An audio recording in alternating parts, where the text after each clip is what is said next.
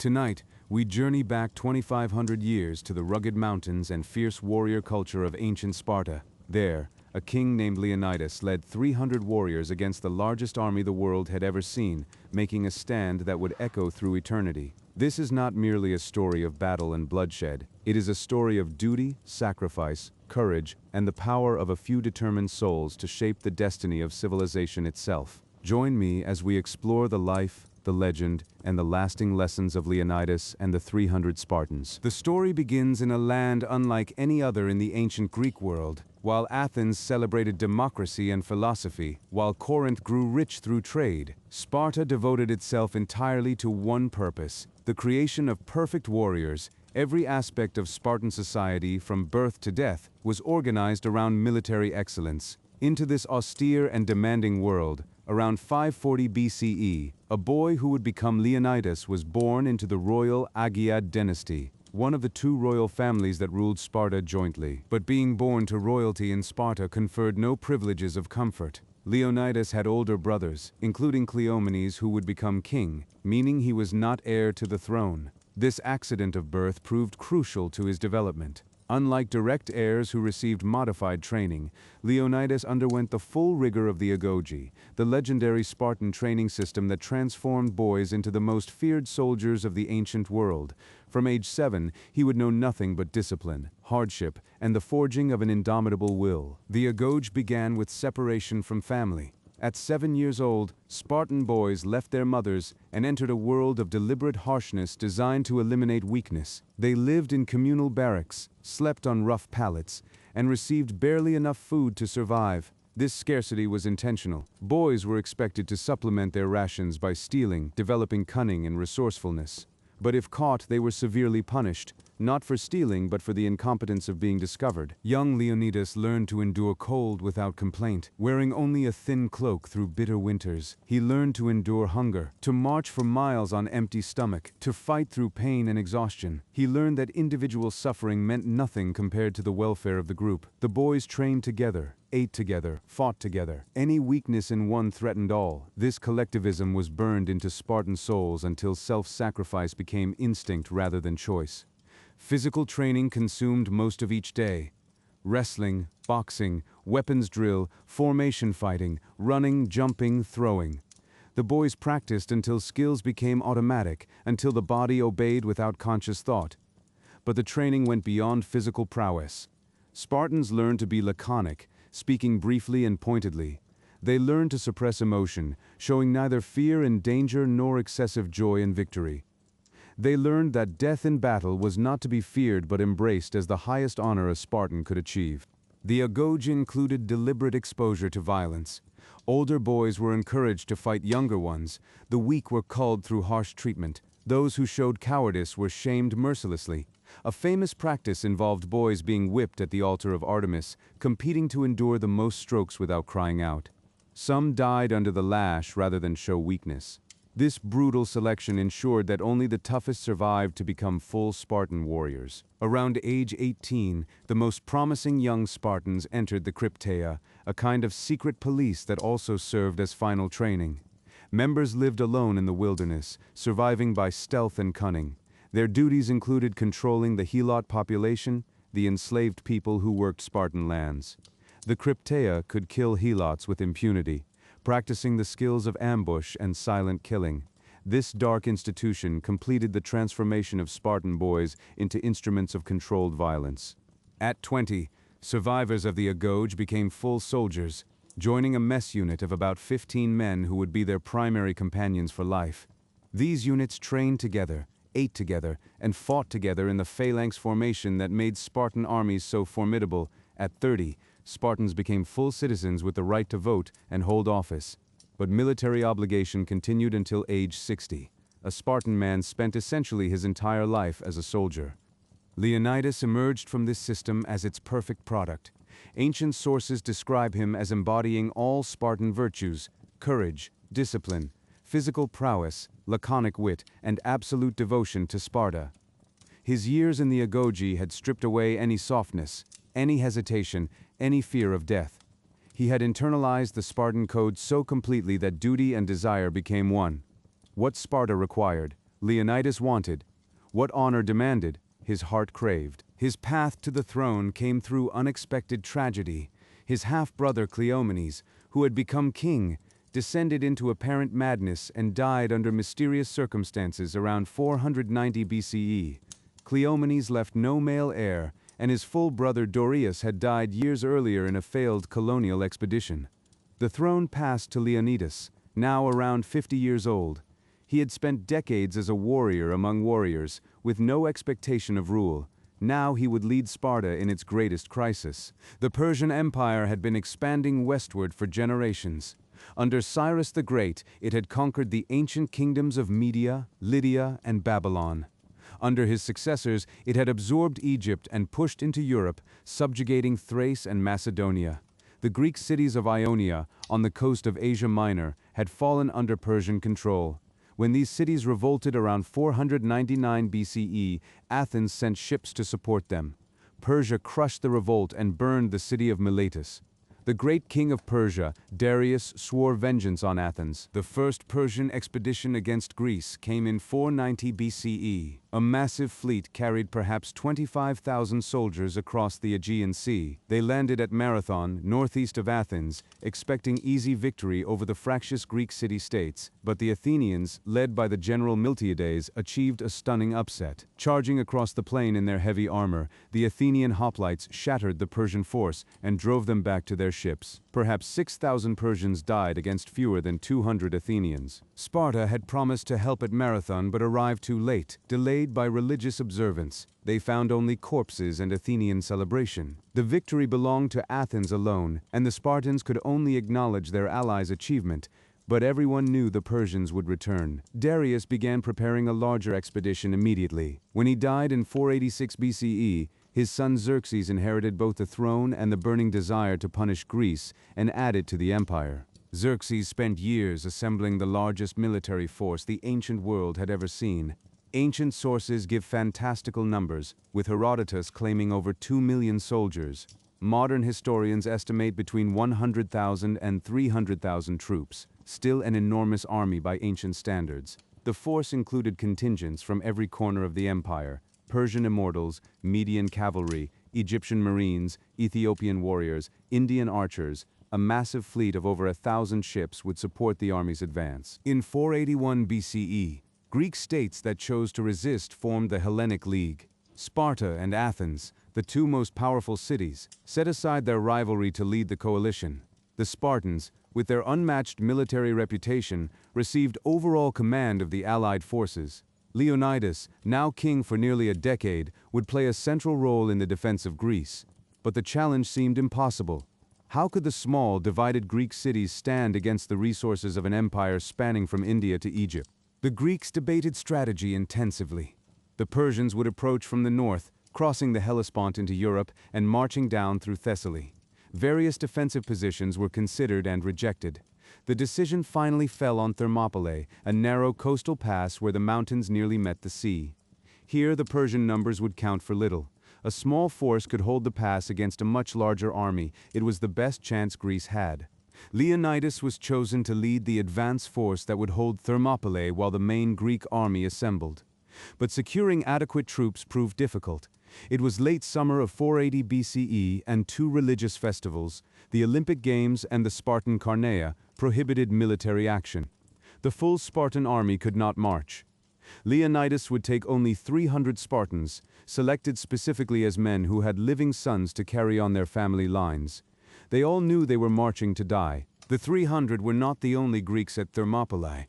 Leonidas gathered allies along the march: 700 Thespians, 400 Thebans, and smaller contingents from other cities, perhaps 7,000 Greek soldiers in total for the initial defense. The Thespians in particular would prove as devoted as the Spartans themselves.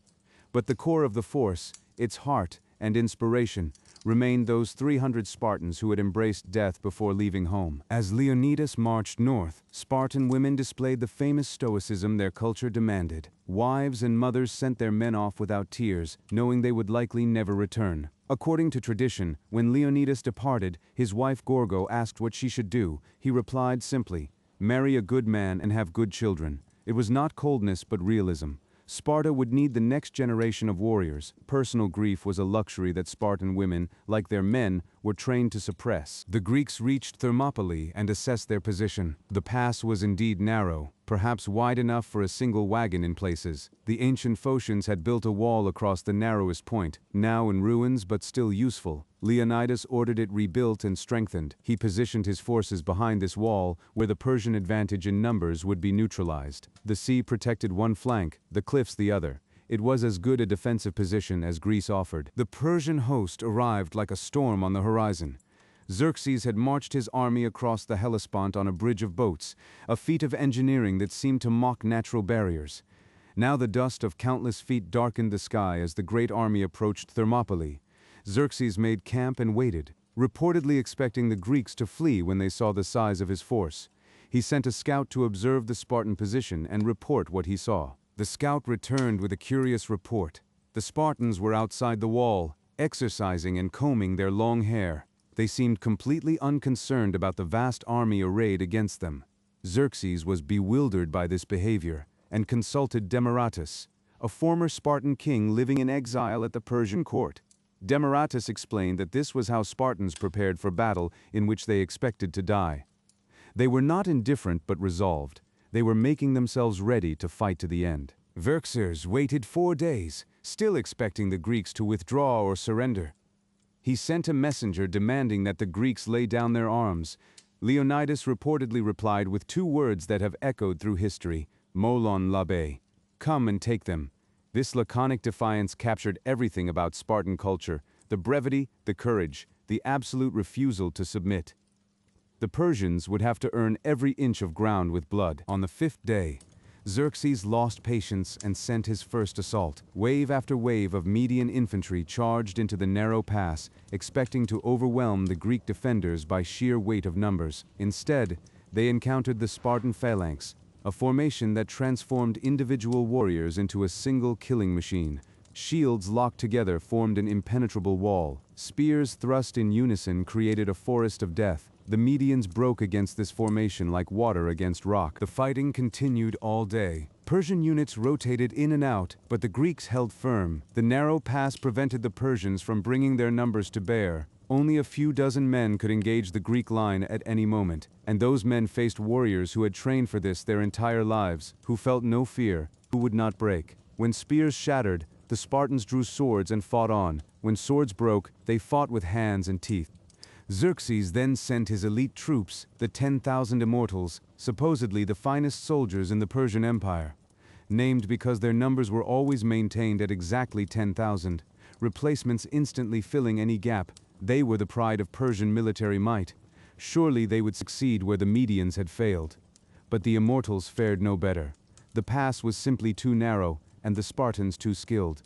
Day 1 ended with Persian bodies piled high, and the Greek position intact. The second day brought more of the same. Xerxes rotated fresh units against the exhausted Greeks, hoping to wear them down. The Greeks suffered casualties they could not replace, but they held the line. Leonidas rotated contingents from different cities, keeping relatively fresh troops at the front. The Spartans bore the heaviest burden, as expected. They seemed tireless, their conditioning allowing them to fight hour after hour while others flagged. During a lull in the fighting, a Persian soldier observed the Spartans combing their hair again behind the wall. He asked his commander why they did this. "Because they are preparing to die," came the answer, "and they wish to die with their hair in good order." This attention to appearance in the face of death was not vanity but discipline. The Spartans would meet their end as they had lived, with everything in proper order, every detail attended to, dignity maintained to the last breath. That night, disaster struck the Greek cause. A local Greek named Ephialtes, seeking reward from Xerxes, revealed a mountain path that bypassed Thermopylae. The Persians could use this path to surround the Greek position, attacking from both front and rear simultaneously.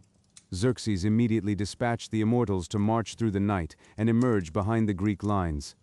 The path was real, and the Greeks had stationed a force of Phocians to guard it. The Phocians heard the immortals approaching through the darkness. The rustling of leaves underfoot betrayed the Persian advance. But instead of fighting, the Phocians retreated to higher ground to make a defensive stand. The immortals, focused on their mission, simply bypassed them and continued toward the Greek rear. By morning they would complete their march. The Greeks at Thermopylae would be surrounded. The trap would close. Word of the Persian flanking march reached Leonidas before dawn. Scouts reported the Phocian failure. Some accounts say a deserter from the Persian army warned the Greeks. However it came, the news was clear. By afternoon, the Persians would attack from both directions. The defensive position that had held for 2 days would become a death trap. The Greek force faced annihilation unless they withdrew immediately. Leonidas called a council of war. The situation was hopeless. Holding Thermopylae no longer served any strategic purpose. The sensible course was immediate retreat, preserving the army to fight another day. Most of the Allied contingents withdrew, either ordered away by Leonidas or choosing to leave. This was not cowardice, but military wisdom. Dead soldiers could not defend Greece. The main army needed to survive for the battles ahead. But Leonidas and his 300 Spartans remained. They would not retreat. Several explanations have been offered for this decision. Perhaps an oracle had prophesied that either Sparta or a Spartan king must perish for Greece to survive. Perhaps Spartan law absolutely prohibited retreat, and Leonidas could not violate it even in hopeless circumstances. Perhaps he calculated that a rearguard action would delay the Persian pursuit, giving the retreating allies time to escape. Most likely, the answer lay in Spartan culture itself. Retreat was disgrace. Surrender was unthinkable. A Spartan returned from battle with his shield, or on it, meaning victorious or dead. Leonidas had known since leaving Sparta that he would not return.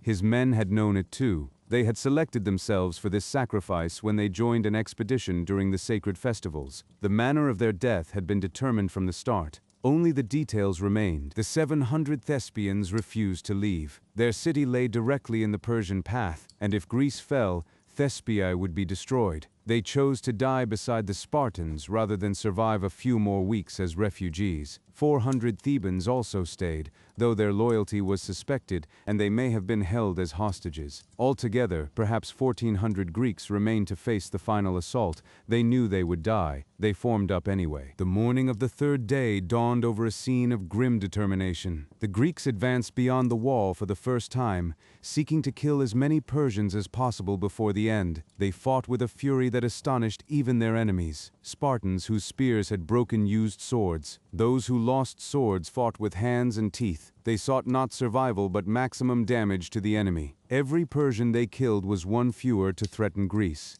Leonidas fell early in this final battle, struck down in the swirling melee. A ferocious struggle erupted over his body. The Greeks drove back the Persians 4 times to protect their fallen king. They would not let the Persians take his body for the desecration Xerxes had promised. Finally, the surviving Spartans carried Leonidas to a small hillock and formed a final perimeter. The immortals were arriving from the mountain path. The end was near. The Persians surrounded the remaining Greeks on that small hill.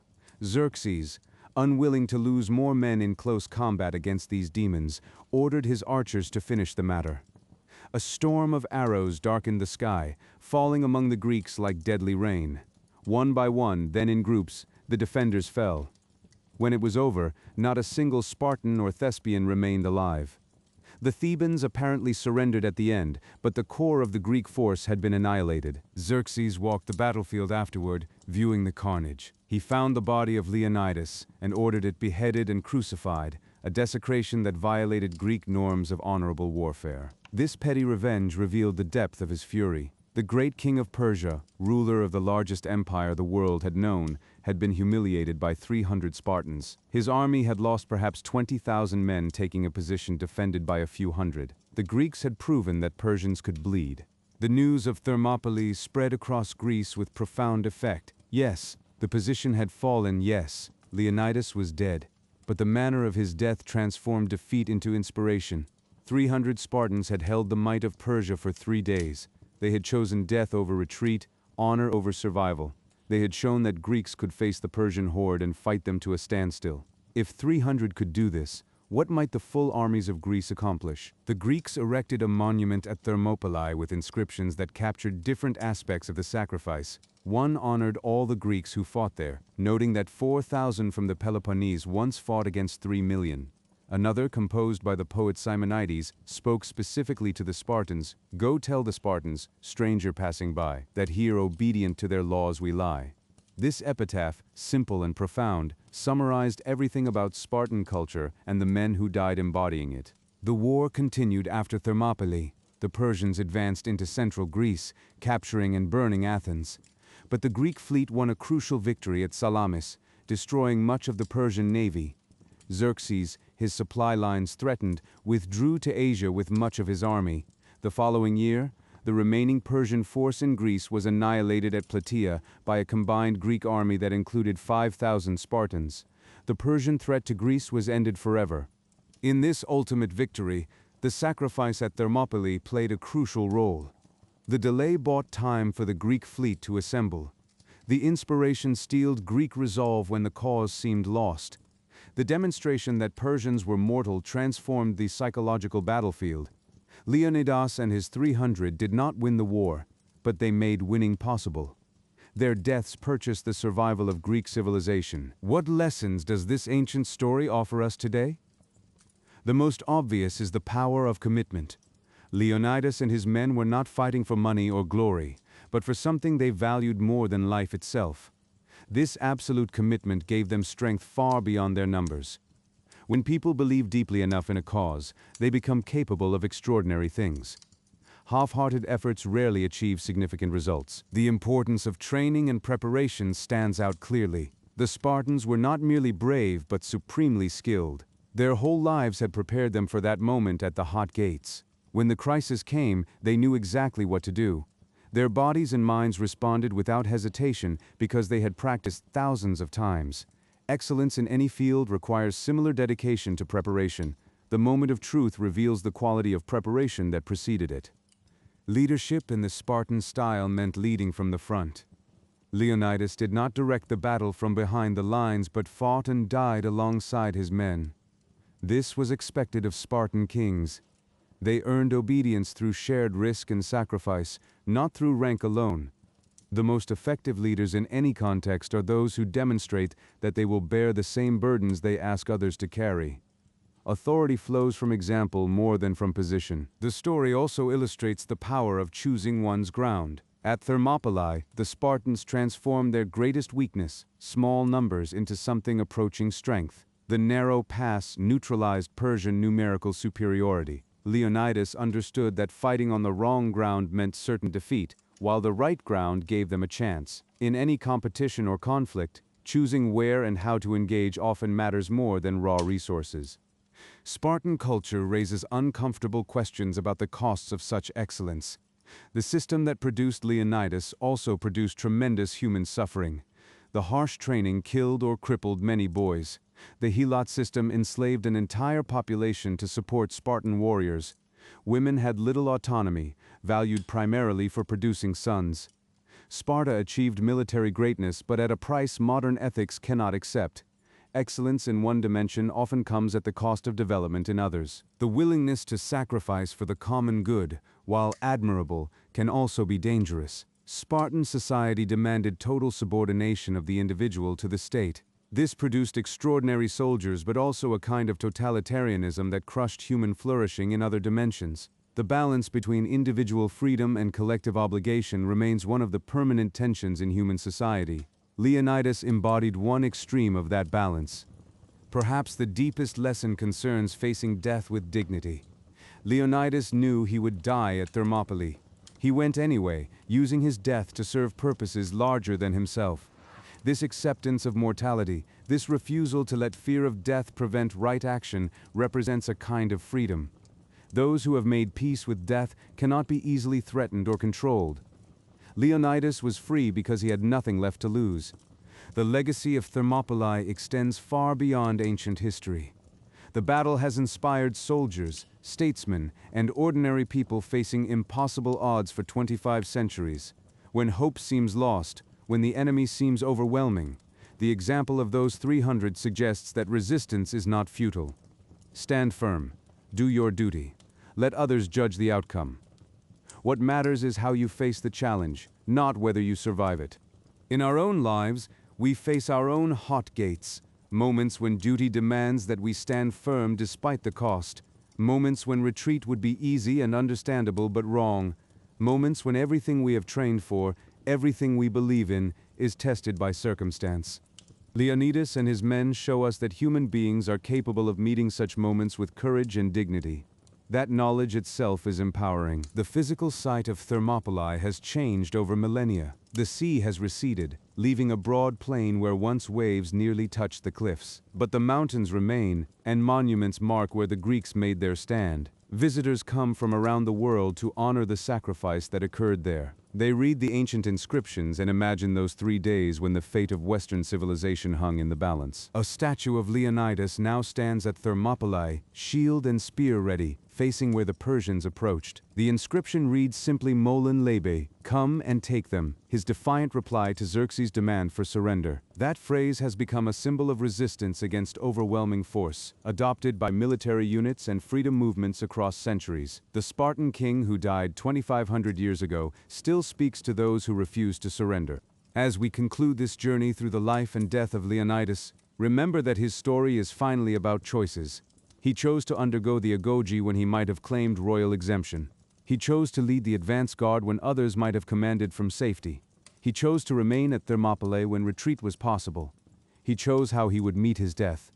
These choices, made moment by moment, created the legend we remember.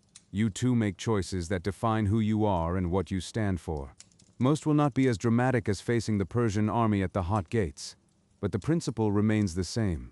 In moments of decision, character reveals itself. The habits you form in small matters determine how you respond in great ones.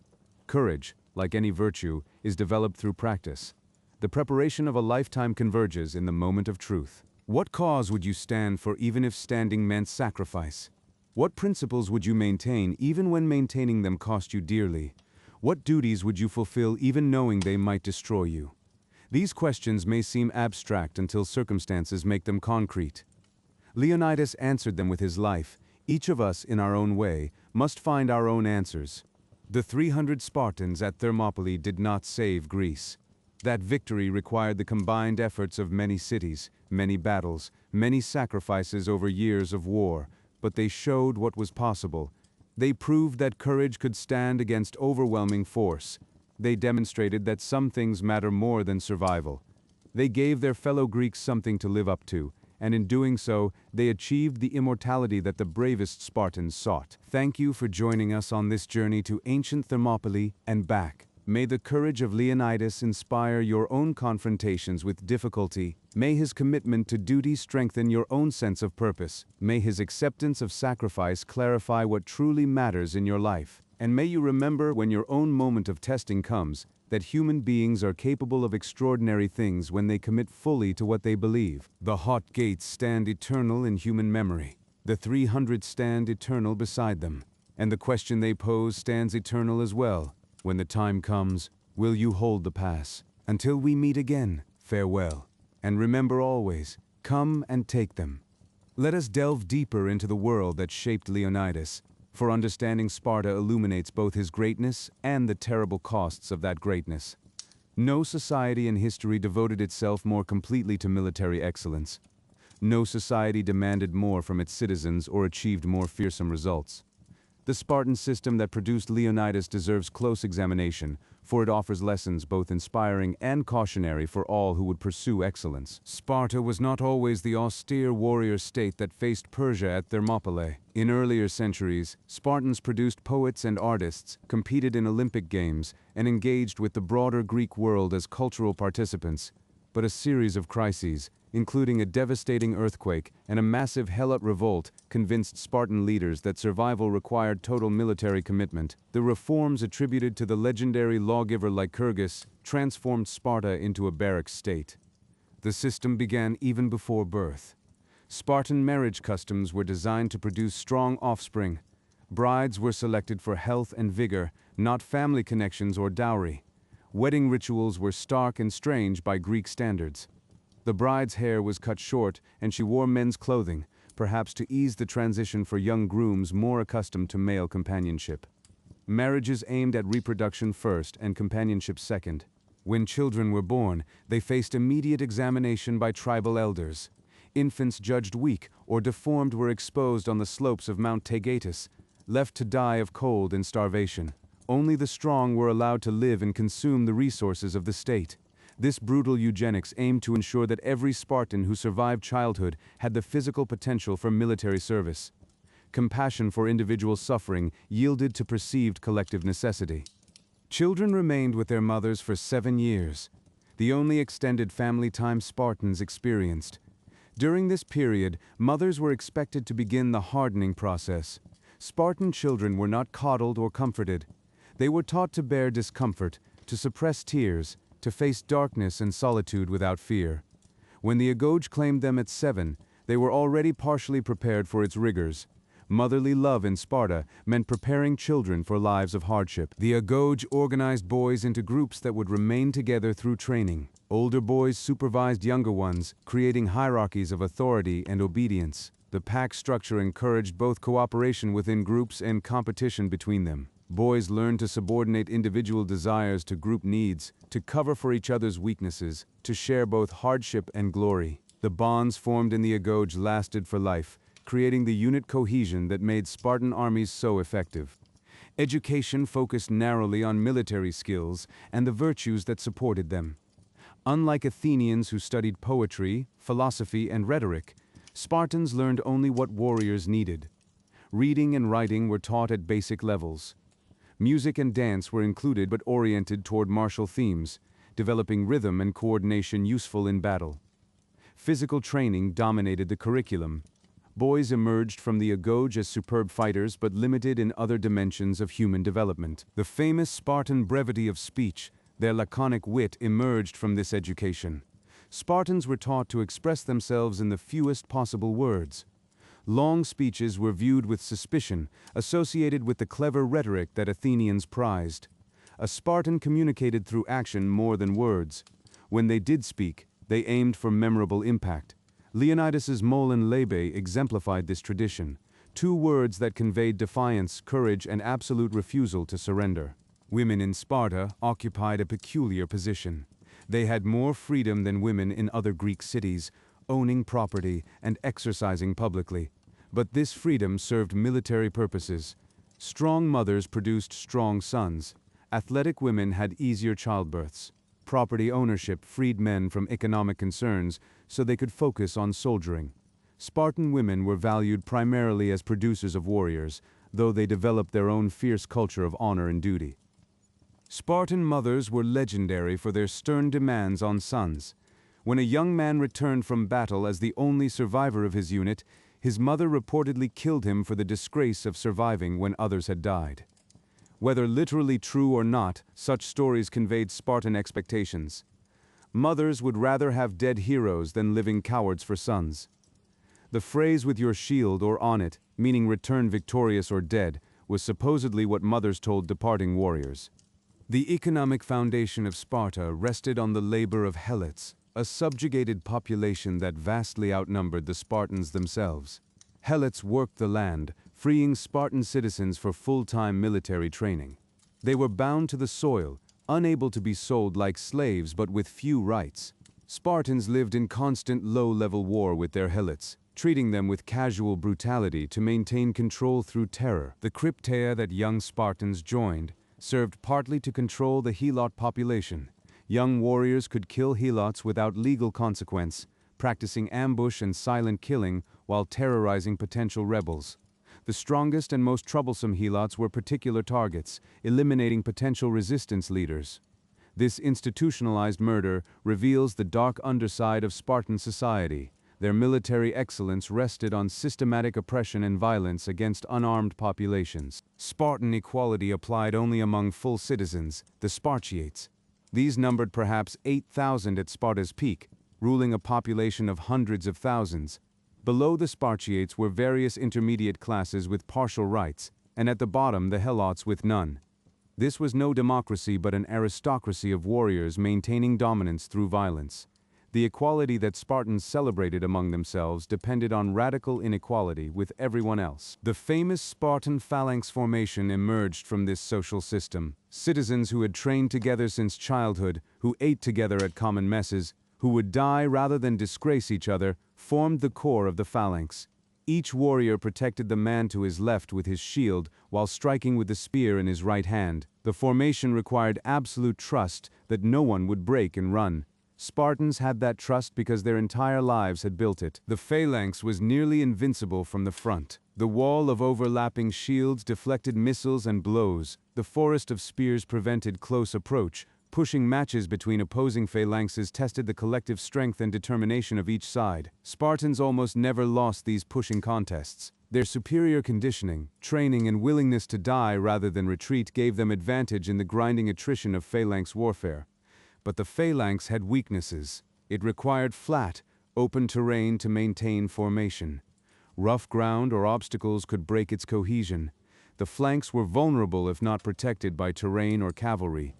Most critically, the phalanx moved slowly and could not pursue a fleeing enemy or respond quickly to changing situations. Later military innovations would eventually render the phalanx obsolete. But in 480 BCE, nothing could stand against a Spartan phalanx in a head-on clash. Leonidas understood these strengths and limitations perfectly. At Thermopylae, he chose ground that maximized his advantages. The narrow pass prevented flanking. The wall provided additional protection. The Spartans could rotate units to maintain fresh fighters at the front. The terrain negated Persian cavalry and archery, forcing close combat where Spartans excelled. It was a textbook application of choosing favorable ground, and it worked until the mountain path undid all his preparations. The relationship between Leonidas and his men deserves exploration. Spartan kings were not absolute monarchs, but military leaders constrained by laws and customs.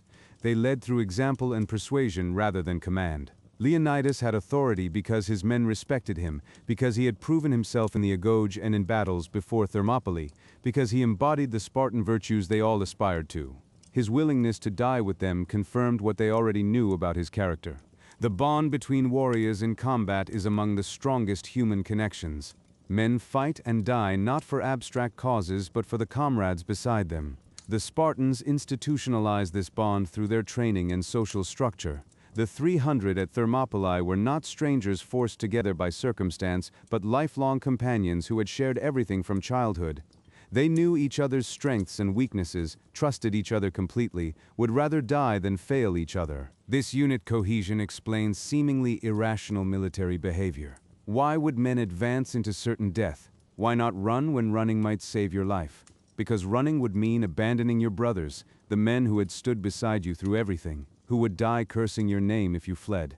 The shame of surviving their deaths would be worse than death itself. Social pressure and internalized honor created warriors who genuinely preferred death to disgrace. Modern militaries have studied Spartan methods and adapted what remains relevant. Unit cohesion still matters enormously in combat effectiveness. Training still builds bonds that sustain soldiers under stress. Physical conditioning still enables warriors to function when exhausted. The principle of leading from the front still inspires exceptional performance. But modern ethics reject the harshness of the agoge, the brutality toward helots, the exposure of infants. We seek to learn from Sparta without replicating its cruelties. The broader Persian War, of which Thermopylae formed one chapter, offers additional lessons. The Greeks faced an existential threat from an enemy with vastly superior resources. Their response combined strategic wisdom with tactical excellence. They chose to defend at geographic choke points where numbers mattered less. They coordinated between cities that had been rivals or enemies. They maintained morale through religious observance and inspirational leadership. They won through superior strategy as much as superior courage. The Mysticles of Athens deserves credit alongside Leonidas.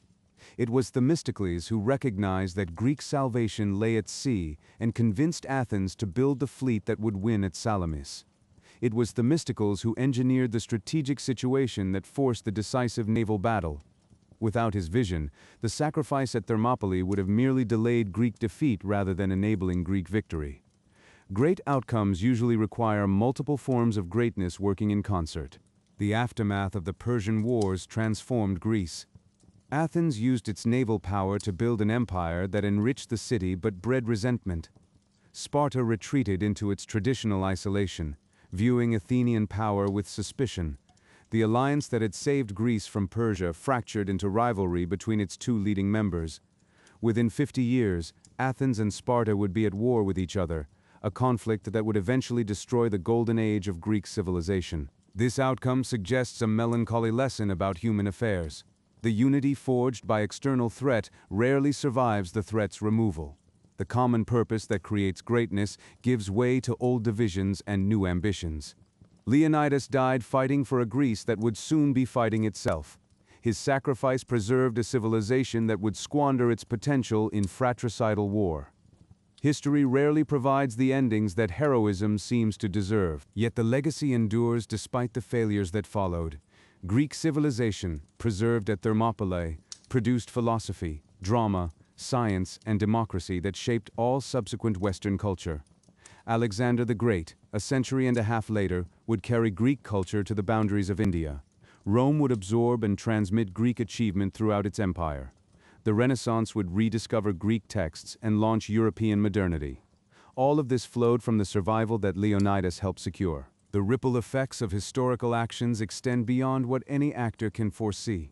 Leonidas could not have imagined the influence Greek culture would eventually have. He fought for Sparta and for the immediate survival of Greek independence, but his actions contributed to outcomes spanning millennia. This perspective offers both humility and encouragement. We cannot know the ultimate effects of our choices, but we can choose rightly in the moment, and trust that right action bears fruit beyond our sight. The question of whether Thermopylae was militarily necessary remains debated. Some historians argue that Leonidas's stand served no strategic purpose, that the Greeks could have defended more effectively at the Isthmus of Corinth. The sacrifice, in this view, was glorious but wasteful. Others contend that the delay was essential, that without those 3 days the fleet would not have been ready for Salamis. Military historians continue to analyze and disagree.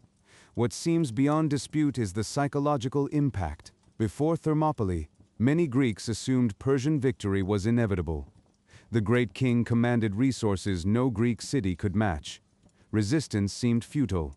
After Thermopylae, Greeks knew that Persians could be fought, that their best troops could be held by determined defense, that courage could offset numbers. This shift in perception may have mattered more than any tactical consideration.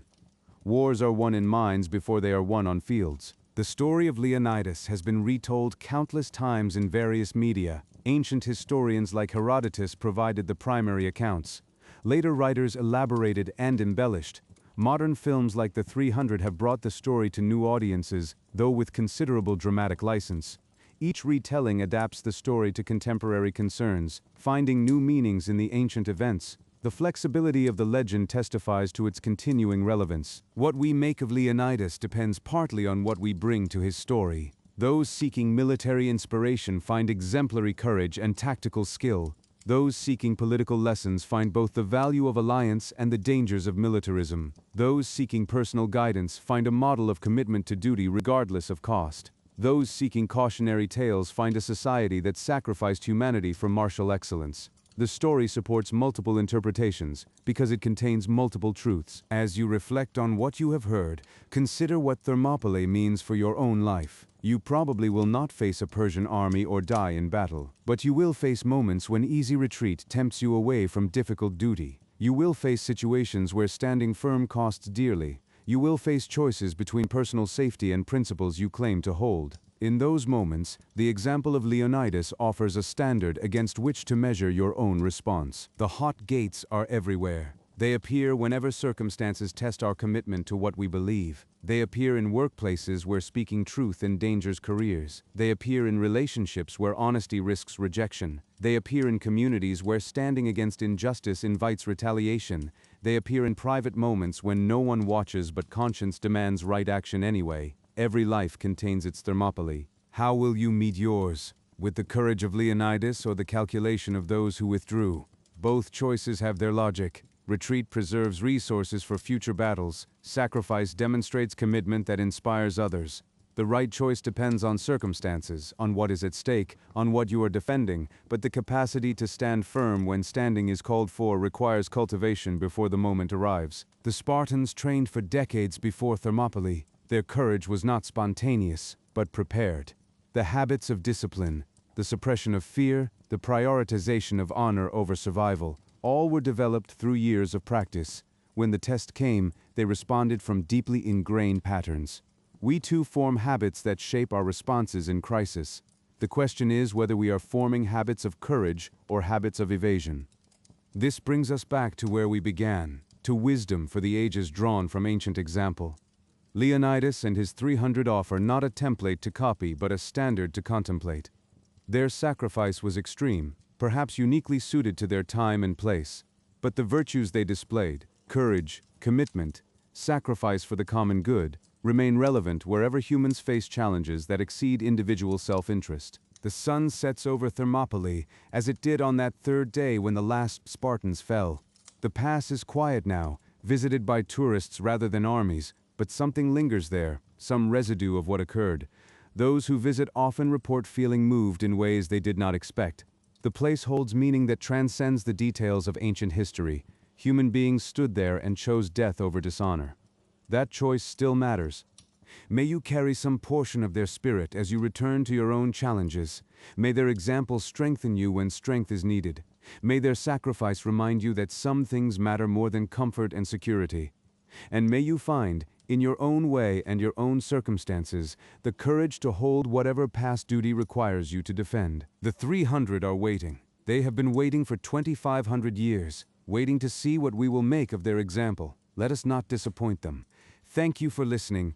Until we meet again, may courage guide your way. Before we part, let us consider one final dimension of the Thermopylae story, the role of memory itself. The battle became legendary almost immediately, recounted by poets and historians within living memory of those who fought.